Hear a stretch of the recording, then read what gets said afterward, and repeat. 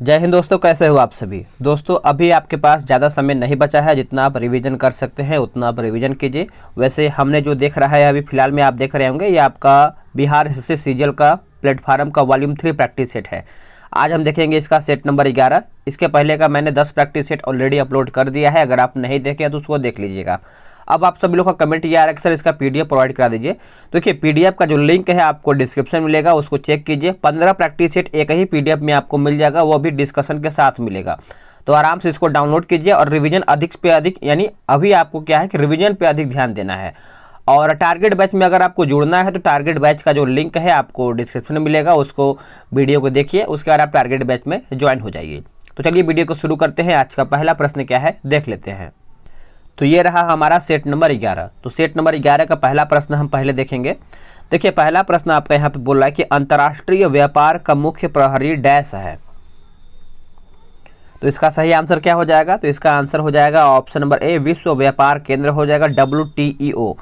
देखिए विश्व व्यापार संगठन की जो स्थापना है मार्केस समझौते के अंतर्गत गैट के स्थान पर 1 जनवरी 1995 को हुआ था। तो इस पॉइंट को आप अच्छे से याद रखेंगे। निम्नलिखित में से कौन सी आर्थिक गतिविधियां जो है प्राथमिक क्षेत्र के अंतर्गत आती हैं? देखिए प्राथमिक क्षेत्र के अंतर्गत आता है तो यह आपका हो जाएगा ऑप्शन नंबर ए हो जाएगा, यानी कृषि आता है। क्या आता है? कृषि। ऑप्शन नंबर आपका बी सही उत्तर हो जाएगा। अब प्राथमिक क्षेत्र के अंतर्गत कुछ और भी आता है, मैं आपको सबसे पहले बता रहा हूँ। देखिए कृषि तो आता ही है, खनन आता है, वानिकी आता है, चारागाह आता है, शिकार आता है, मछली आता है, यानी मछली पकड़ने और खनन शामिल है। इसमें आपका क्या आता है? गतिविधि प्राथमिक क्षेत्र के अंतर्गत आता है। आगे प्रश्न है, निम्नलिखित में से कौन अपना मुख्यमंत्री चुनते हैं? इनमें से पूछ रहा है कि कौन अपना जो है मुख्यमंत्री चुनते हैं। तो सत्ताधारी दल के सदस्य चुनते हैं, ए इसका सही उत्तर हो जाएगा। देखिए किसी राज्य में मुख्यमंत्री की प्रायः वह स्थिति है जो संघ में प्रधानमंत्री का होता है। भारतीय संविधान के किस भाग में मौलिक अधिकार जो है वर्णित है? देखिए मौलिक अधिकार सभी को याद ही होगा दोस्तों, यह आपको देखने को मिलता है भाग 3 में। भाग 3 में यानी सी इसका सही उत्तर हो जाएगा। और अनुच्छेद की बात करते हैं तो अनुच्छेद आपका 12 से 35 तक यह आपका उल्लेख किया गया है। ऑप्शन आपका यहाँ पे सी सही हो जाएगा। भाग 1 में आपका संघ राज्य क्षेत्र है, भाग 2 में आपका यहाँ पे नागरिकता है, और भाग 4 में आपका राज्य के नीति निर्देशक तत्व है। मौर्य वंश के सबसे प्रसिद्ध शासक कौन थे? देखिए मौर्य वंश के सबसे प्रसिद्ध शासक के बारे में पूछ रहा है, तो इसका जो सही उत्तर है 5वें का ऑप्शन नंबर आपके यहाँ पे सी हो जाएगा, अशोक। अशोक इसका सही उत्तर हो जाएगा। देखिए अशोक का जो शासनकाल है दोस्तों याद रखेंगे, 273 से लेकर के 232 ईसा पूर्व तक इसका शासनकाल था। तो इसको आप अच्छे से याद रखेंगे। आगे प्रश्न है कि खान अब्दुल गफ्फार खान को किस अन्य नाम से भी जाना जाता है या फिर जाना जाता था उस टाइम? तो क्वेश्चन नंबर 6 का जो सही आंसर हो जाएगा ऑप्शन नंबर बी हो जाएगा, बादशाह खान। क्या हो जाएगा? बादशाह खान। ठीक है। और आगे प्रश्न है कि विषुवत वृत्तीय डैश अंश अक्षांश को दर्शाता है। तो ये आपका हो जाएगा ऑप्शन नंबर सी हो जाएगा, 0। पृथ्वी का ठोस भाग जिस पर हमें फिर से पढ़ लेते हैं। पृथ्वी का ठोस भाग जिस पर हम रहते हैं उसे क्या कहा जाता है? बताइएगा, उसको हम फाइनली क्या कहते हैं? तो इसका जो सही आंसर है 8वें का ऑप्शन नंबर आपका ए हो जाएगा, भूमंडल। क्या कहते हैं? भूमंडल। प्रधानमंत्री जीवन ज्योति बीमा योजना के धारक कितनी राशि का जीवन बीमा जो रक्षक प्राप्त करते हैं, यानी कितना राशि? तो इसका सही आंसर हो जाएगा ऑप्शन नंबर बी हो जाएगा, 2 लाख रुपया। क्या हो जाएगा? 2 लाख। आगे प्रश्न है कि शेखर नाइक किस खेल से जुड़े हुए हैं? जो शेखर नाइक हैं कौन से खेल से जुड़े हुए हैं? तो ये क्रिकेट खेलते हैं। ऑप्शन नंबर आपका यहाँ पे बी सही उत्तर हो जाएगा। शेखर नाइक एक भारतीय नेत्रहीन क्रिकेटर हैं, भारत की राष्ट्रीय नेत्रहीन क्रिकेट टीम के जो पूर्व कप्तान हैं। तो इसको आप अच्छे से याद रखेंगे। भगवान जगन्नाथ रथ यात्रा किस राज्य का एक प्रसिद्ध त्यौहार है? तो इसका जो सही उत्तर है दोस्तों 11 का हो जाएगा, ऑप्शन नंबर ए हो जाएगा, उड़ीसा का। क्या हो जाएगा? Orissa. Option number A correct answer हो जाएगा। ठीक है। तो कुछ प्रमुख त्यौहार के बारे में भी हम समझ लेते हैं। जैसे आपका पोंगल जो है, पोंगल आपका यहाँ पे तमिलनाडु का है, ये त्यौहार के बारे में बोल रहा हूँ। उसके बाद आपका यहाँ पे एक आता है आपका फगली। फगली जो है आपका हिमाचल प्रदेश का है। आगे आपका प्रश्न बोल रहा है कि किस समिति की सिफारिश पर ग्राम पंचायतों का संवैधानिक संस्था का दर्जा यहाँ पे प्राप्त हुआ है। तो ये आपका हो जाएगा ऑप्शन नंबर बी हो जाएगा सिंधिवी समिति। क्या हो जाएगा? सिंधिवी समिति। ठीक है, चलिए। नरेंद्र मोदी एक राजनीतिक जीवनी नामक पुस्तक के लेखक जो है कौन है? तो सही उत्तर आपका हो जाएगा दोस्तों ऑप्शन नंबर डी हो जाएगा एनडी मैरिनी जो है इसका सही उत्तर हो जाएगा। आप इसको अच्छे से याद रखेंगे। एक और आपका यहाँ पे है सुदेश वर्मा का Narendra Modi the game changer, ये सुदेश वर्मा का है। कौन सा देश G4 देशों में नहीं है? G4 देशों में नहीं है तो बताइएगा। क्वेश्चन नंबर 14 नंबर है ना। तो देखिए इसका जो सही उत्तर है पाकिस्तान जो है इसमें आपका शामिल नहीं है। अब G4 में कौन कौन देश है इसको हम देख लेते हैं। सबसे पहले आपका जर्मनी आता है, उसके बाद जापान आता है, ब्राज़ील आता है और भारत आता है। 4 यहाँ पर मिल करके आपका G4 बना है। आगे हमारा प्रश्न क्या है? हमारा प्रश्न 15 नंबर है। निम्नलिखित का मिलान करके बताना है। नदी दिया गया है, पड़ोसी देश के साथ समझौता दिया गया है। तो हम इसको देख लेते हैं। देखिए जो आपका यहाँ पे सिंधु दिया गया है ये आपका पाकिस्तान हो जाएगा, गंगा आपका हो जाएगा बांग्लादेश, कोसी जो है ये आपका हो जाएगा नेपाल। तो ऑप्शन की बात करते हैं तो ऑप्शन नंबर आपका यहाँ पे बी सही उत्तर हो जाएगा। 42वें संविधान संशोधन द्वारा नागरिकों के मूल कर्तव्यों को किस वर्ष में भारतीय संविधान में जोड़ा गया है? तो कौन से वर्ष में भारतीय संविधान में जोड़ा गया है? तो ये आपका 1976 में जोड़ा गया है। डी इसका सही उत्तर हो जाएगा। देखिए भारत के मूल कर्तव्यों को मूलभूत सोवियत संघ के संविधान से अपनाया गया है। निम्नलिखित में से कौन सी नदी भारत में दूसरा सबसे बड़ा जलप्रपात जो है बनाती है? सबसे बड़ा जलप्रपात बनाता है तो ये आपका हो जाएगा ऑप्शन नंबर ए हो जाएगा कावेरी। देखिए कावेरी इसका सही उत्तर हो जाएगा, जिसे शिव समुद्र के नाम से भी जाना जाता है। ठीक है, कावेरी नदी का जो उद्गम है दोस्तों कर्नाटक के कोगाड़ू जिले के ब्रह्मगिरी पहाड़ियों से होता है। इसे हम दक्षिण भारत के गंगा भी कहते हैं। आगे है कि वुड ब्लॉक छपाई की तकनीक सबसे पहले कहाँ विकसित किया गया था? तो सबसे पहले जो विकसित किया गया था ये चीन में किया गया था। कहाँ पे? चीन, ऑप्शन नंबर डी। निम्नलिखित में से कौन सा शुद्ध राष्ट्रीय उत्पाद के लिए सही है? देखिए राष्ट्रीय उत्पाद के लिए सही है तो ये आपका हो जाएगा ऑप्शन नंबर बी जो है इसका सही उत्तर हो जाएगा। कौन सी नदी जोग जलप्रपात सृजित करती है जिसे गरसोप्पा जलप्रपात भी कहा जाता है? गरसोप्पा जलप्रपात भी कहा जाता है तो ये आपका हो जाएगा ऑप्शन नंबर डी हो जाएगा शरावती। शरावती नदी हो जाएगा। डी इसका सही उत्तर हो जाएगा। जोग जलप्रपात जो है कर्नाटक राज्य में स्थित है। चौड़ाई की दृष्टि से जोग जलप्रपात भारत का सबसे बड़ा जलप्रपात है। आगे हमारा प्रश्न है कि दीफू दर्रा जो है कहाँ पर स्थित है? देखिए दीफू दर्रा दोस्तों ये आपको देखने को मिलता है अरुणाचल प्रदेश, यानी ऑप्शन नंबर बी। अब थोड़ा सा हम दर्रा के बारे में भी देख लेते हैं। जैसे आपका बोमडिला फेमस है, ये आपको अरुणाचल प्रदेश में देखने को मिलता है। यांगयाप दर्रा अरुणाचल प्रदेश में है। जेलेपला इंपॉर्टेंट है, सिक्किम में देखने को मिलता है। और एक आपको देखने को मिलता है एक नीति दर्रा, यह आपको उत्तराखंड में है। नीति दर्रा उत्तराखंड, तो याद रखेंगे नीति दर्रा जो है आपको उत्तराखंड में देखने को मिलता है। एक आपका माना भी है, माना भी आपको यहाँ पे उत्तराखंड में ही है। आगे है निम्नलिखित में से किसे ढिंग एक्सप्रेस भी कहा जाता है? देखिए ढिंग एक्सप्रेस सभी को पता ही होगा, ये हैं हिमा दास को कहा जाता है। ऑप्शन नंबर ए इसका सही उत्तर हो जाएगा।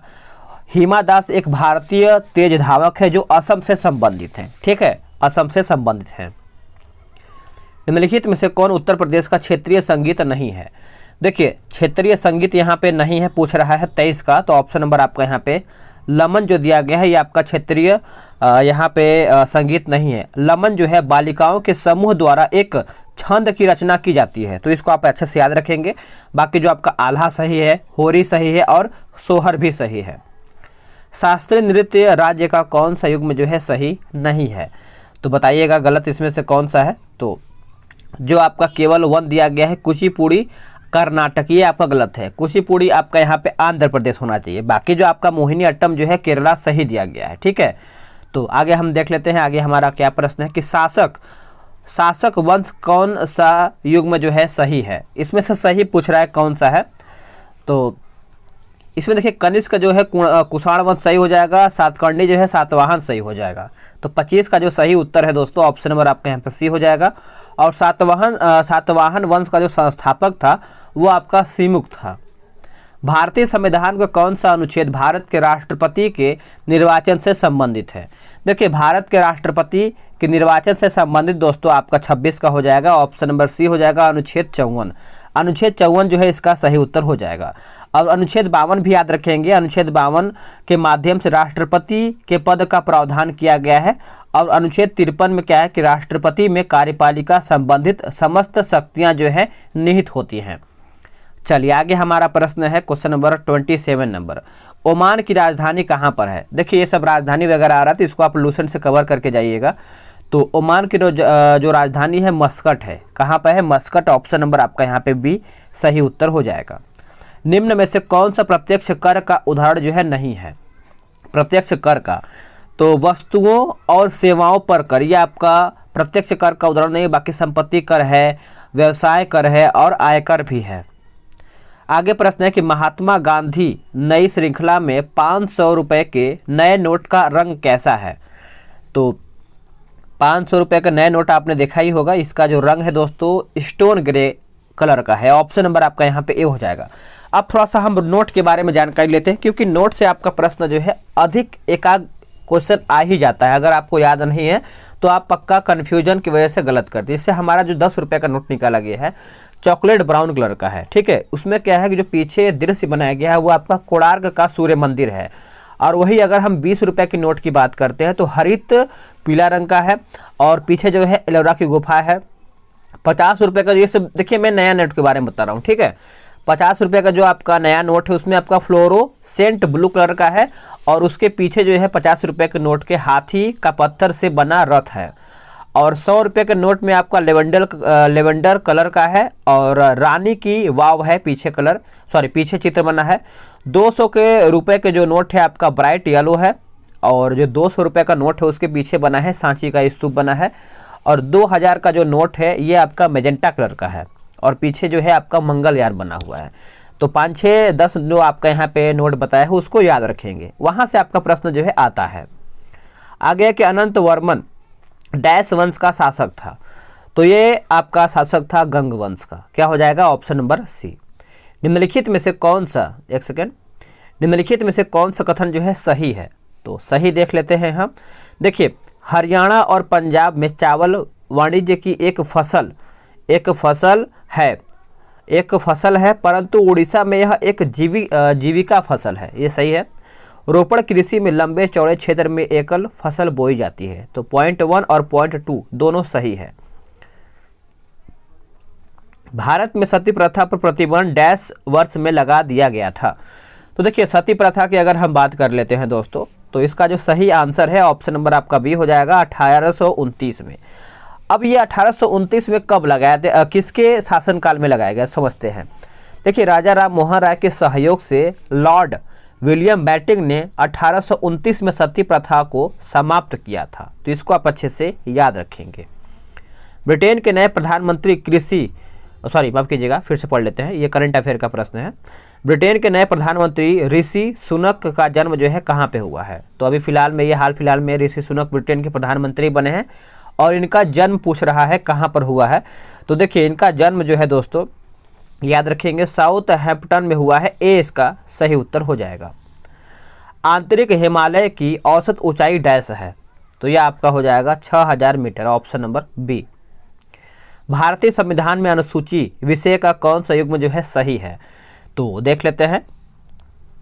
जो आपका यहाँ पे 35 दिया हुआ है, देखिए इसमें जो आपका पहली अनुसूची है राज्य के बारे में सही दिया गया है। जो आपका 8वीं अनुसूची है भाषा के बारे में सही दिया गया है। तो आपका यहाँ पे ऑप्शन नंबर डी हो जाएगा। 1 और 2 दोनों सही है। बीसीसीआई के नए अध्यक्ष के रूप में किसे नियुक्त किया गया है? देखिए बीसीसीआई के नए अध्यक्ष की अगर हम बात कर लेते हैं तो ये जो आपके बने हैं दोस्तों रोजर बिन्नी बने हैं। कौन बने हैं? Roger Binny. Option number A correct हो जाएगा। भारत में दीपोर बिल रामसर साइट जो है किस राज्य में स्थित है? तो ये आपको देखने को मिलता है असम राज्य में। कहाँ पे? असम, यानी ऑप्शन नंबर ए इसका सही उत्तर हो जाएगा। और मणिपुर जो है आपका प्रसिद्ध है लोकटक झील, रामसर साइट मणिपुर में स्थित है। इसको भी आप याद रखेंगे।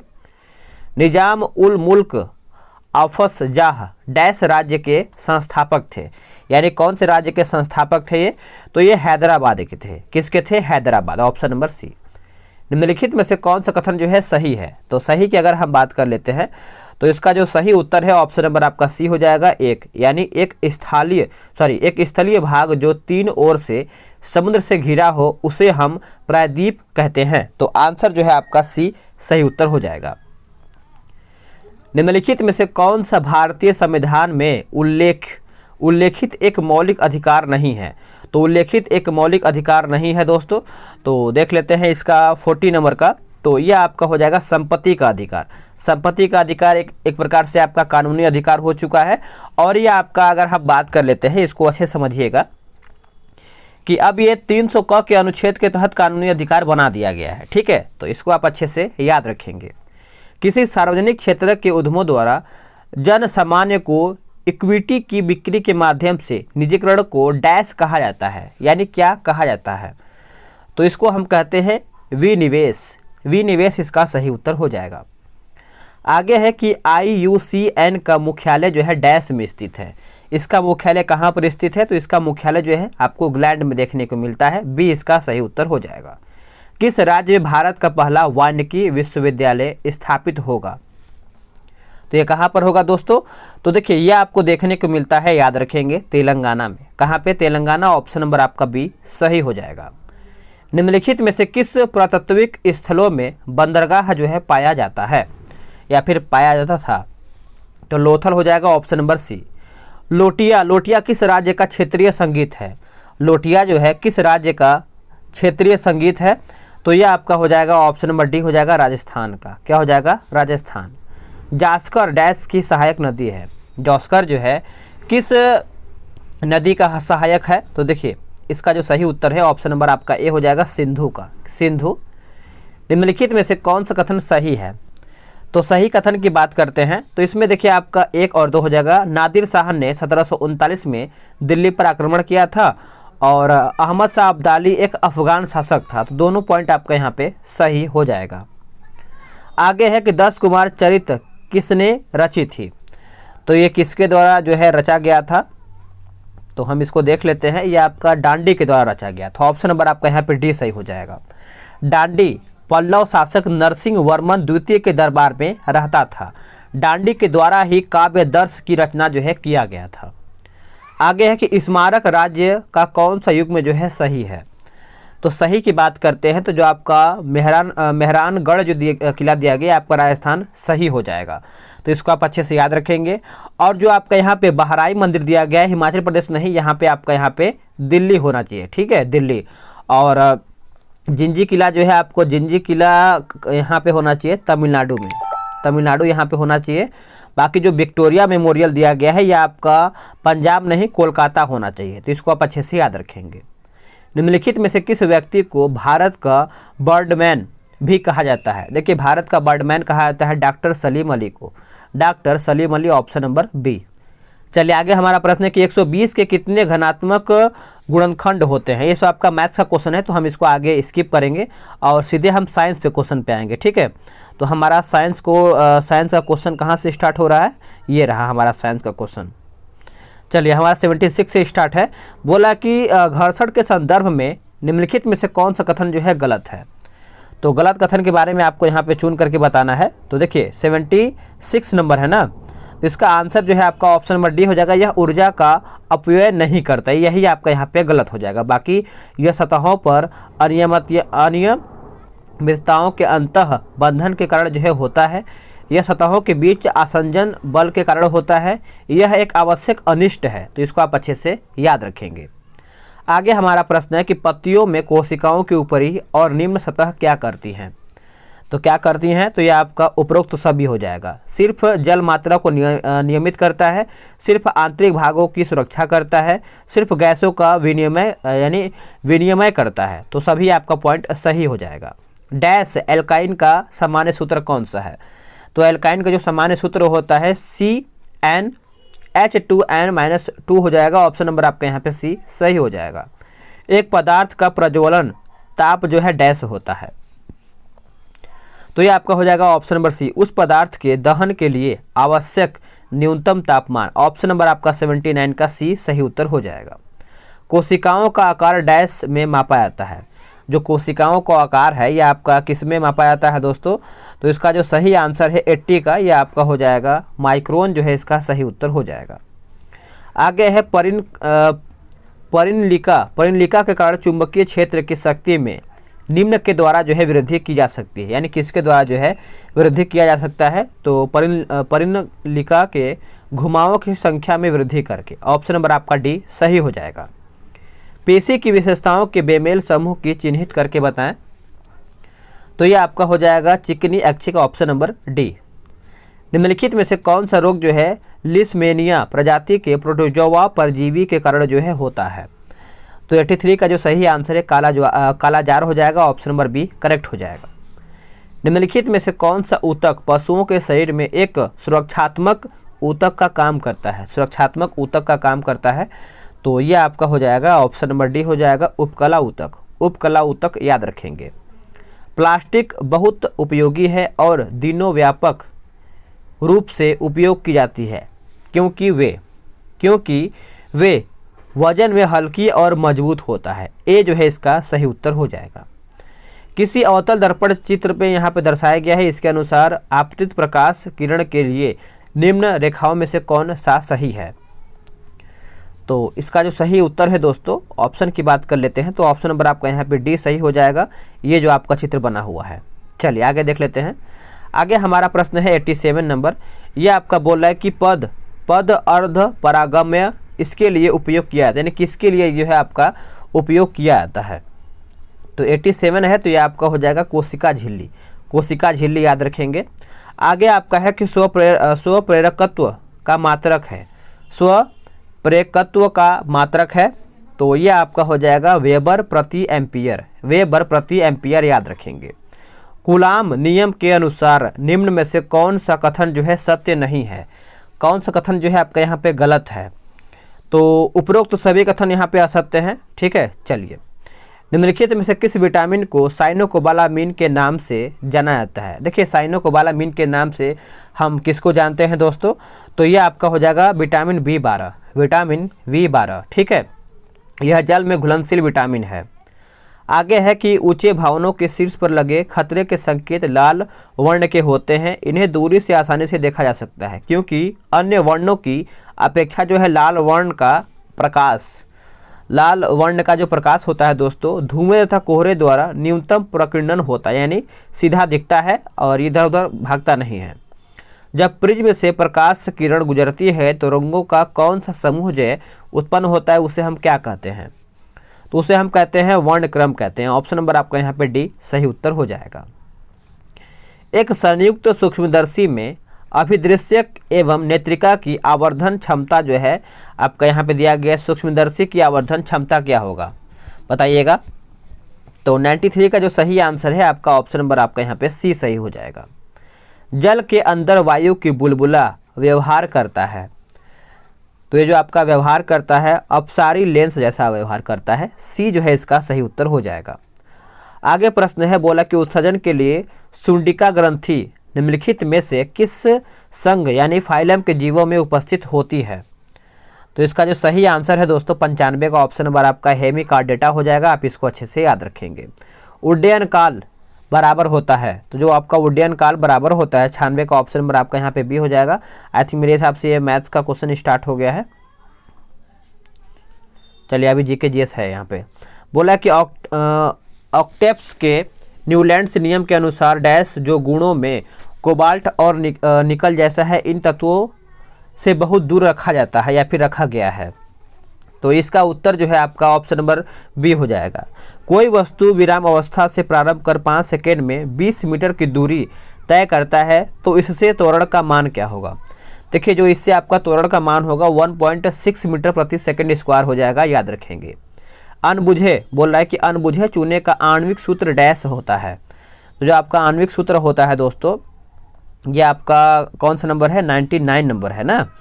तो ये आपका हो जाएगा CaO हो जाएगा। नाइट्रोजन यौगीकरण में सहायक है, तो इसका जो सही उत्तर है आपका ये सभी हो जाएगा, यानी राइजोबियम जीवाणु, नॉस्टॉक हो जाएगा और एनाबीना हो जाएगा। तो आगे आपका मैथ्स रीजनिंग का क्वेश्चन है, इसका पीडीएफ का जो लिंक है आपको डिस्क्रिप्शन में मिलेगा, उसको चेक कीजिए, फटाफट डाउनलोड कीजिए और अपना रिवीजन कीजिए। मिलते हैं एक नई वीडियो में, आज के लिए इतना ही। जय हिंद।